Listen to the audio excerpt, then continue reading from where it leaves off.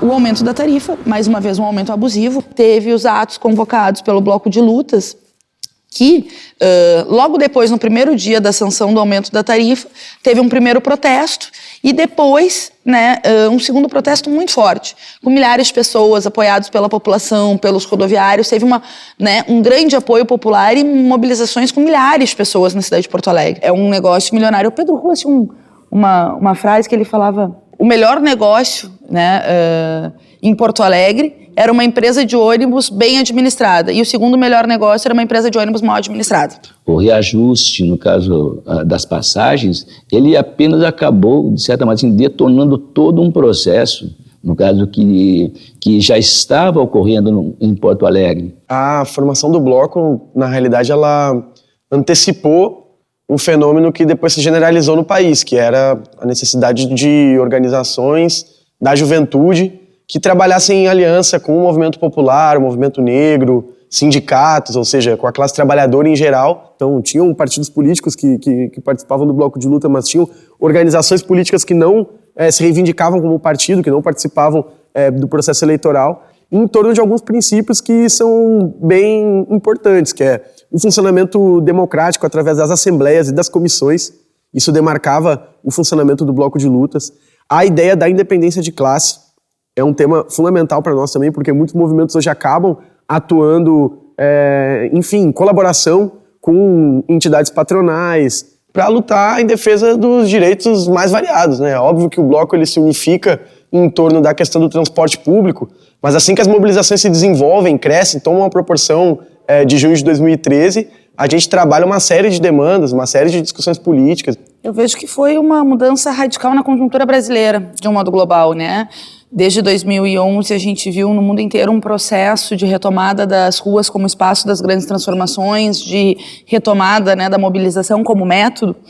E, Espanha, Portugal, Occupy Street, os indignados, a geração Arrasca, mobilizações que em dias derrotaram ditaduras de décadas. E no Brasil esse processo apareceu em 2013 com uma verdadeira rebelião, um levante juvenil, como há muito tempo não havia no Brasil. Junho de 2013 foi superior, inclusive, aos processos dos caras pintadas, contra a corrupção do governo Collor em 1992. Então, ali era uma conjunção de diversos fatores, de uma sensação de mal-estar. Na realidade, a ocupação da Câmara de Vereadores ela foi o ápice de um processo de mobilização.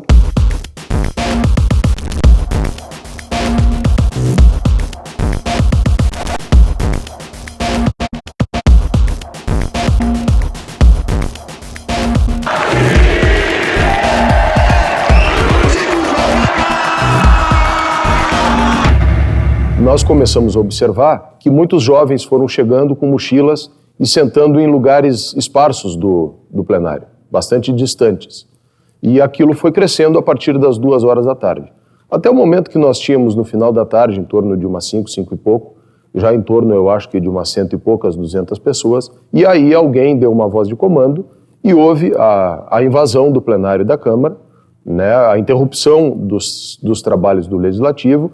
Bom, aí nós abrimos uma negociação com esse grupo que se colocou aqui, Era em torno de algumas dezenas de pessoas, não eram mais de 50 pessoas, era em torno de 30 pessoas. Nós simplesmente tivemos que sair do plenário, a sessão foi interrompida, o presidente chamou uma reunião no seu gabinete e aí houve uma decisão que, no meu entender, foi equivocada, de retornar até o plenário e de sentaram todos ao chão numa roda, numa espécie de decisão indígena, assim, todo mundo sentou no entorno daquela roda. Nós queríamos saber qual era o objetivo deles em estando aqui, o que eles pretendiam com essa invasão, qual era o anseio, o que eles estavam buscando. Nós disponibilizamos o canal da Câmara para que eles pudessem falar e até para que nós pudéssemos entender e saber quem participava daquele movimento.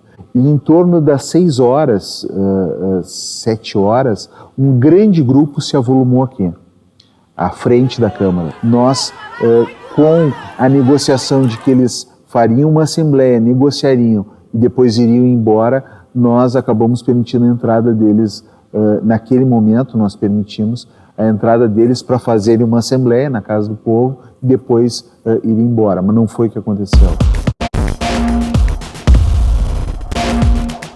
Gente, nós já estamos aqui desde o início da tarde. E a gente entregou a pauta de reivindicações do bloco, votaram na Assembleia e estabeleceu alguns acordos para nós poder fazer a nossa Assembleia lá dentro e dar continuidade à ocupação. Nós vamos ocupar, é legítimo, é nosso, mas ele vai permanecer da mesma forma como a gente entrou, ele vai permanecer quando a gente sair. Quais eram as demandas, né? E aí tinha a questão de um projeto de lei sobre transporte coletivo e outras demandas, né? E aí a presidência da Câmara, num primeiro momento, abriu esse diálogo, né? Estava disponível, estava, né, sensível, queria escutar, entendia a legitimidade, tinha todo um contexto atual, da conjuntura atual. Depois, agora não sei te dizer que dia, né, houve uma mudança de postura, né? Ou seja, talvez tensionado por quem diria, mas que está ocupada lá e a presidência não faz nada, que história é essa, né? Não pode ficar refém, enfim, todas essas falas, né, que não reconheciam o momento atual do Brasil e que a ocupação, né, tinha o caráter de discutir projetos de lei do transporte coletivo e outros temas. E queira ou não queira, a presença física das pessoas na Câmara influencia a decisão dos vereadores. População de Porto Alegre, isso aqui é democracia.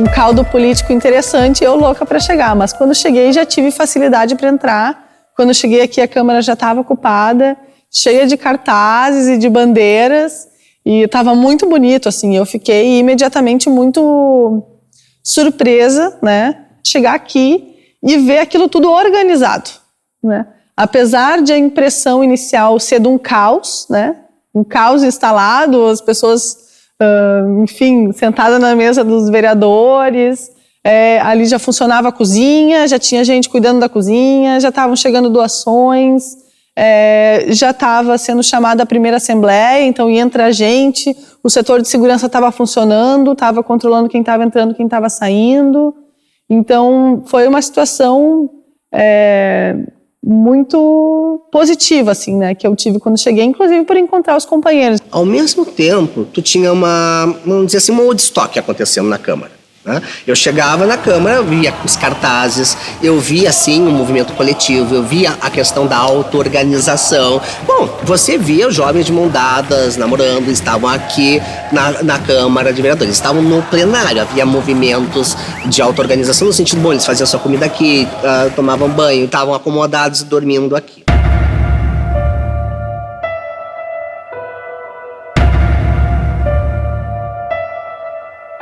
E depois se pôde ver, por exemplo, o Simpa tinha uma caminhonete, eu vi, L200 novinha, Mitsubishi, vermelha, que chegava todos os dias de manhã com gêneros alimentícios e entregava esses gêneros alimentícios lá dentro da Câmara Municipal de Vereadores. Então houve partidos políticos, né? Eu não sei se posso nominar, mas havia uma estrutura do PSTU, havia uma estrutura do PSOL e uma vertente do Partido dos Trabalhadores, eu diria mais à esquerda, então me parece que fica muito bem definido a matriz ideológica dessa ocupação. Foram grupos de extrema esquerda, que não tem sequer a representação mais expressiva na sociedade, tanto que no parlamento são minoritários. Nós fomos, inclusive, acusados, entre aspas, né, pela própria presidência e por outros vereadores de dar suporte, né, para a ocupação. Nós nos colocamos num papel de ajudar, se é que a gente ajudava em alguma coisa, mas acho que ajudava, né? Nós percebemos uma coisa que é super interessante, como foi feita uma autogestão aqui dos espaços, né? Nós temos que, assim, no mínimo, reconhecer que essa autogestão funcionou muito bem. A questão do lixo, eles eram organizados, tinha lixo seco, lixo orgânico, tinha as barracas aqui, essa Câmara Municipal de Porto Alegre não aparecia essa fachada de Porto Alegre, eram vários cartazes, enfim. E era interessante porque, assim, ó, na calçada, a gente via pessoal que era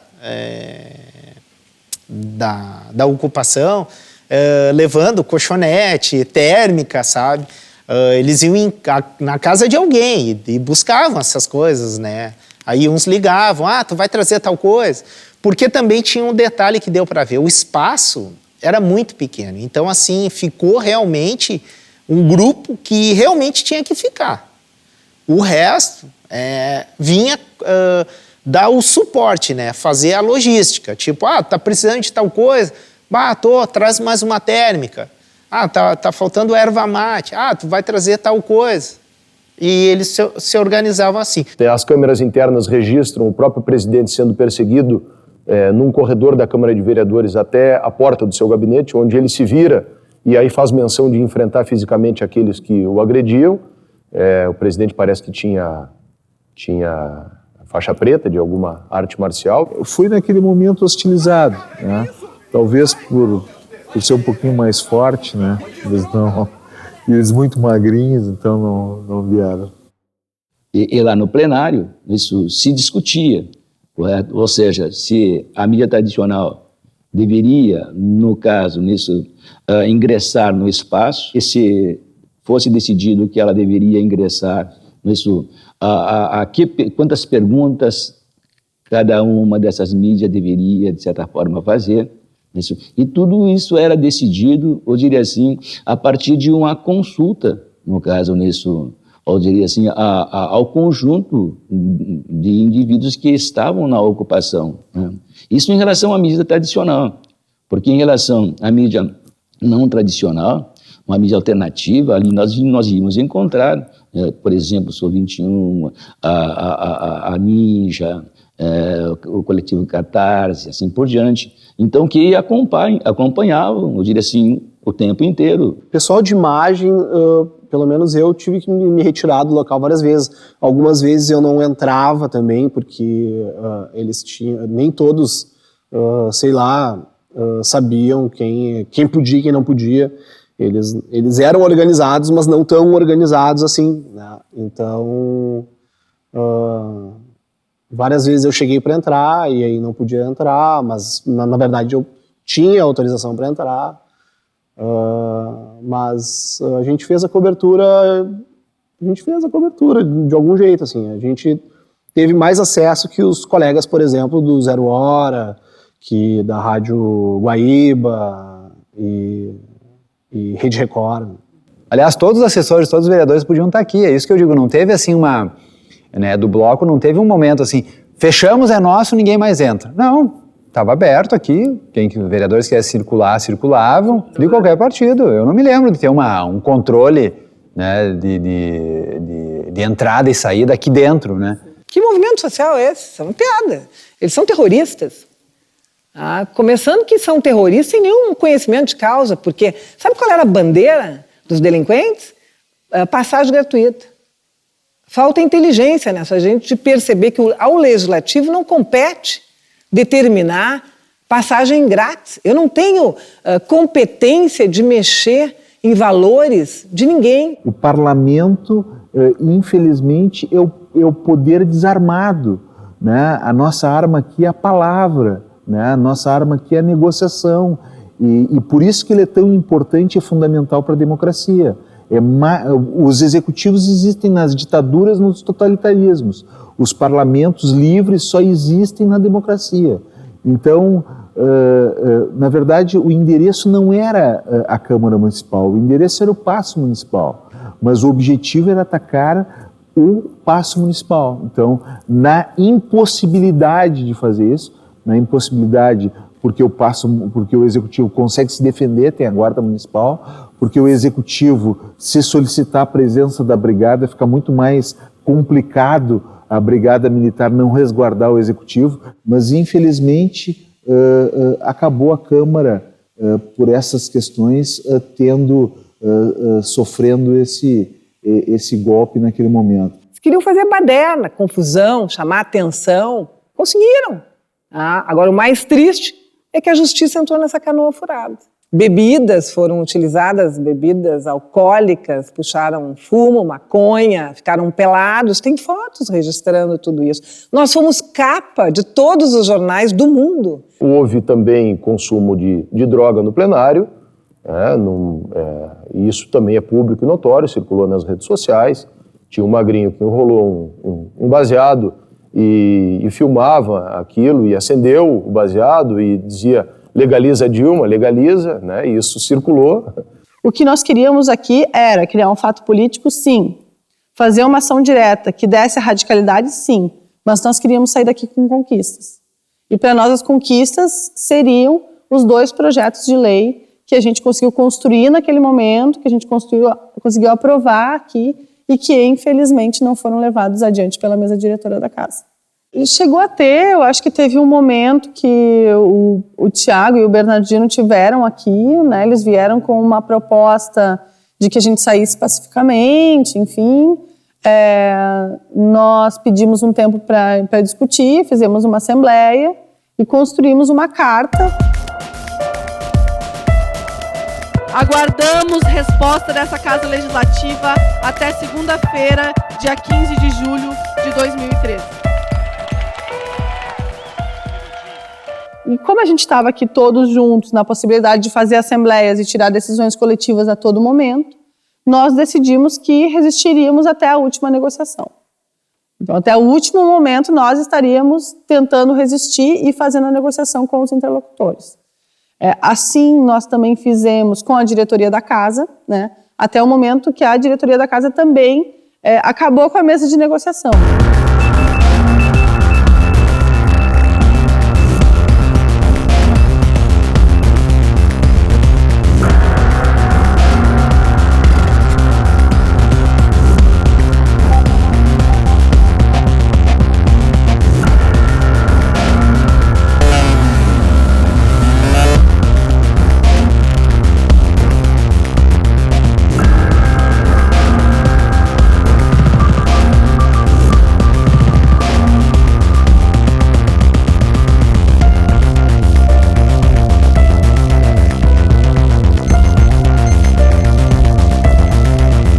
Eles negaram a negociação conosco. Fizeram porque o movimento cresceu e, enfim, começou com algumas dezenas de pessoas e virou centenas. Então eles foram obrigados a negociar com a gente.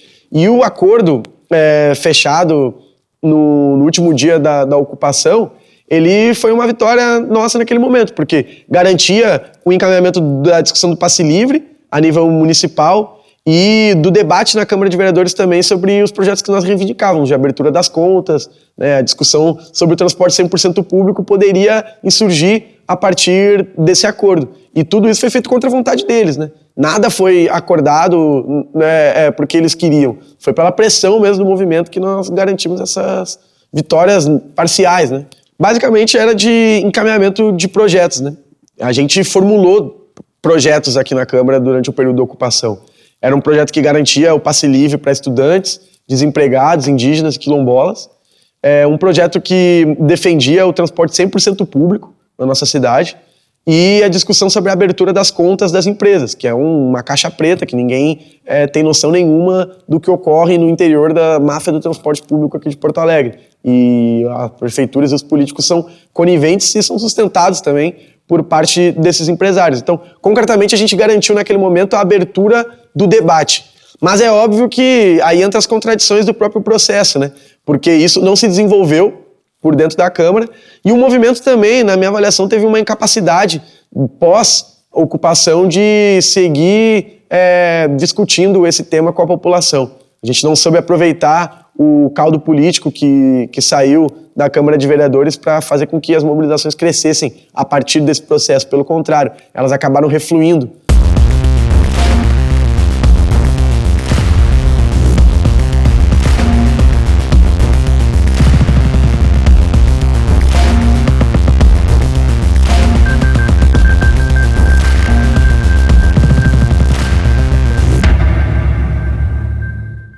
Foi uma imensa modificação. Quando eu disse nisso que a forma como o movimento, no caso, se organizou, ou seja, de uma maneira compósita, heterogênea, refratária às estruturas hierárquicas existentes, e assim, esse era o seu ponto forte. Mas, ao mesmo tempo, também, isso poderia ser o seu ponto, de certa maneira, frágil. Por que a sua fragilidade? Porque esse tipo de movimento, dificilmente, ele tem uma imensa dificuldade em ultrapassar, eu diria assim, não é isso, o limite dessas manifestações para a institucionalidade. Tu não salva o mundo nem pela institucionalidade e nem só pelos movimentos, né? Mas tu faz mais efeito estando nos dois. né? Mas as pessoas preferem né, ter um pensamento excludente. Tu entrou para a institucionalidade, então tu não é mais um movimento, tu é um do mal, né? Tu é lá o da burocracia, dos governos, do cooptador, do capturador, né? Não, fica nos dois, né? Agora, claro que é difícil lidar com isso, né? Não, eu acho que é uma semente que foi né, tanto a ocupação como as manifestações de junho, né? Primeiro, acho que deu uma resposta em dizer que as pessoas não estão só nas redes sociais. Elas podem sim, e já fizeram isso, né? As manifestações de junho, a ocupação elas podem ir para as ruas. Então, eu não...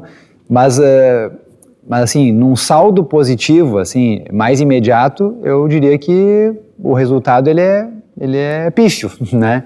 É triste concluir isso, mas atribua isso digamos assim, espero que haja essa compreensão, ou haja, né, assim, essa crítica, né, para entender que né, por isso que eu faço assim, coloco em números até, se essas 1.000 pessoas, ou 500, né, entrassem para a institucionalidade nesse momento em que a institucionalidade partidária, né, governamental está enfraquecida, está deslegitimada, e ela está deslegitimada, né, por conta de erros de pessoas que estão nesses lugares, mas também porque interessa ao poder econômico que as pessoas que estão na representação não tenham a força.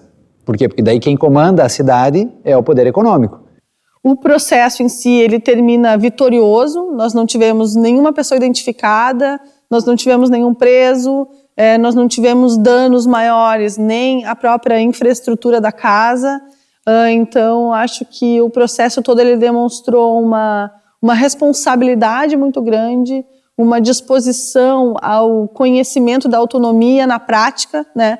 Mais do que se dizer um autonomista, mais do que defender a autogestão, é a gente estar disposto a construí-la com as próprias mãos. Para mim, o mais importante de tudo o que aconteceu é que vai ficar marcado para sempre na história do parlamento, da capital dos gaúchos, esta invasão. Acho que o resultado foi muito positivo para a Câmara de Porto Alegre. Acho que a Câmara de Porto Alegre saiu desse episódio, diferentemente dos outros que falam diferente, mas eu acho que a Câmara saiu fortalecida desse episódio. Porque foi uma experiência única. Nunca existiu isso na história do nosso país, né? Controlar a Câmara de Vereadores por 8 dias e vivenciar a democracia direta mesmo, né? Isso foi algo incrível. Então, esse é o grande legado da ocupação da Câmara em primeiro lugar, né? Ai, fiquei apavorada.